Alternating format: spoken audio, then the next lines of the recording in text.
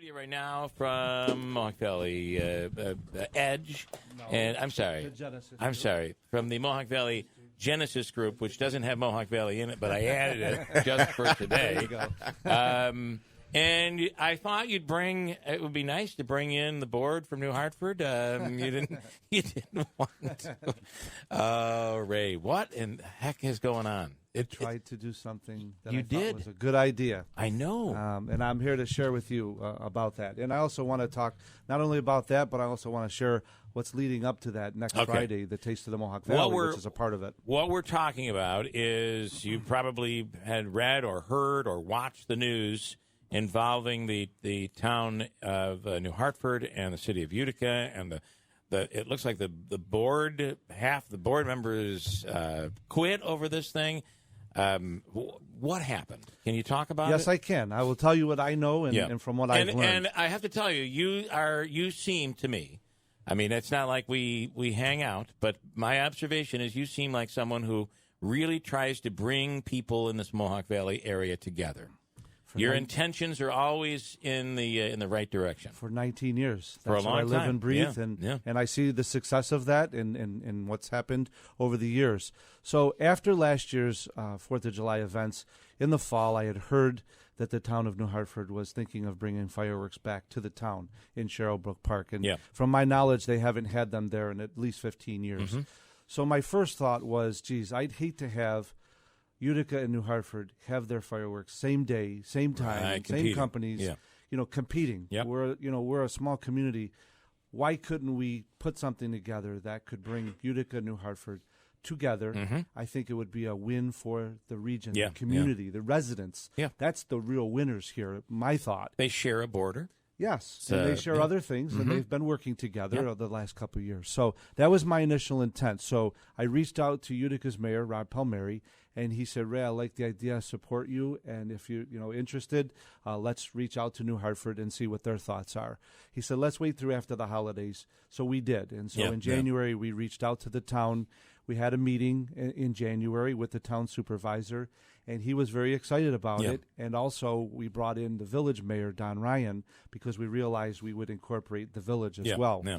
So in January, we were all in agreement that we liked the concept. So what I did is I wrote down on a sheet of paper, I called it a proposal. Yeah. I said, this is what we do, and this is what we have been doing in the city of Utica for the last several years. Yeah.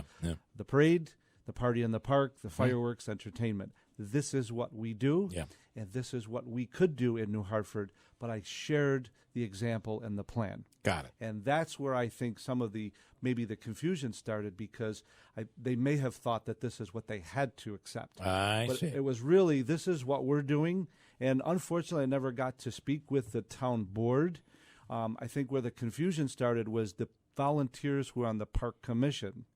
Right. And all of a sudden it hit the news that it's done. Yes. And we had decided to make this announcement. Yeah. We turned the parade around on Genesee Street from Our Lady of Lourdes. Instead of going north, we decided to go south and go into the village, ending at Oxford Road. And we decided to wait. I saw some, if I could just quickly say, some in Utica complained about that, too. Why are they going that way on Genesee Street? I had a couple of I have to travel all the way to New Hartford? Yes. This is going to be terrible. I actually had a couple of interesting comments. One of them was, I'm not crossing over the border of Utica into New Hartford, but then I find out the person works in New Hartford over the line. So I'm like, okay, come on, guys. Yeah. We got to be big thinkers here. We got to be regional thinkers. So we decided not to make the announcement until after St. Patrick's Day, because we didn't want to get in the way of all the promotions of what was happening with St. Patrick's. And so we waited till after. So on March 21st, we had a press conference at Utica City Hall with the town supervisor, the village mayor, and Utica's mayor to share the news with the community. I was very surprised when I saw the announcement on Saturday in front page about the volunteers and the park commissioners. They hadn't known what was going on. I didn't realize that. I didn't even know there was a commission, and so I kind of fell in the middle here. But several weeks went by, and just trying to get questions answered so that we could move forward, sign some contracts. We were in discussions with some bus companies who were going to there's a lot to do here. Yeah, and we had discussions about shuttle transportation. We were talking to 2 local companies who were going to let us use their parking lots. We had a lot of things in discussions, but I don't think the town board got to even see or hear that. Yeah. And I said to everyone, I said, listen, July 4th is 10 weeks from today. Yeah. I can't wait. Not to mention your fireworks companies are they're gonna end up selling out. Yeah, they're busy, and not only just in this area, but across the northeastern part of the country. Right, they got contracts. Do you feel the town supervisor pulled the trigger too early, or what are your thoughts? I'm not sure. If there may have been some lack of communication on some part, but we were within New Hartford where it seemed to be. I think so. Yeah. I mean, I don't think it's your fault. We had a meeting in early March with the town police chief, the fire chief, the highway department. Yeah. And everyone seemed to be learning what we were trying to do. But I think the town board did not have enough information, and that proposal that they saw a few days before their board meeting on April 10th, that was dated in January, and again, that was just our ideas of what we do in Utica.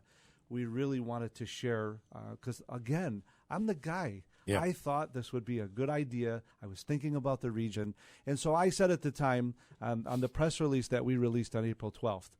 We put out the release that we were just going to go back for this year to focus on the City of Utica's event because we were running out of time. Yeah. And like I said, July 4th is 10 weeks from today.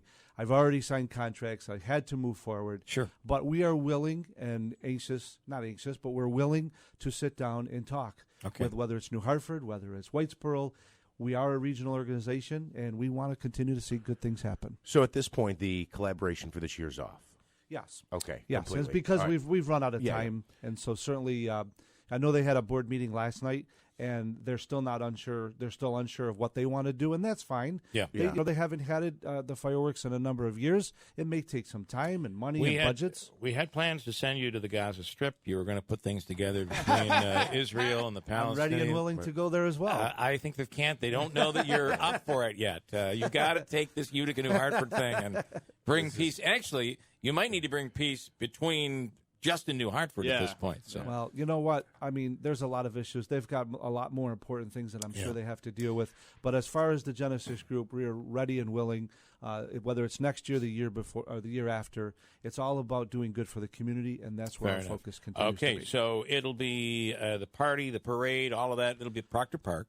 10 weeks from today. Okay. 10 weeks from today is July 4th. The parade will kick off at 11 a.m. on Genesee Street in front of Our Lady of Lourdes.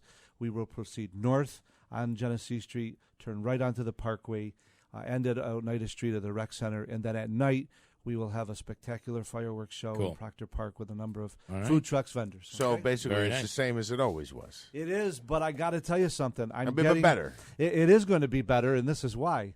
I've been doing parades for a number of years between the St. Patrick's Day, July 4th. I have never had this much attention on July 4th in March and April. So I have to tell you, I was going to finish this off by saying any publicity is great publicity, and you've gotten a lot of publicity on this parade. So. And it's all good for the community. Yeah. And I'd like to just close with this. Next Friday, May 3rd, at the brewery at 6 o'clock, we invite the community to come. We're going to announce this year's Grand Marshal. Cool. The person is a wonderful, wonderful ambassador for this region, and we're very, very excited to make that announcement next Friday at the brewery. Okay, that's next Friday. And again, a lot of publicity about this 4th of July parade. It's going to be a big one. Keep it going. Keep it positive. All right, sounds good. Ray, thank you. We appreciate it. And by the way, Mohawk Valley is in the Genesis brand. It's our region. The Genesis group of the Mohawk Valley region. That is correct. So you go down into the valley as well. It's really all the districts, the 6 districts that the governor set out as your regional economic districts that we call our home here. So very nice. All right, thank you.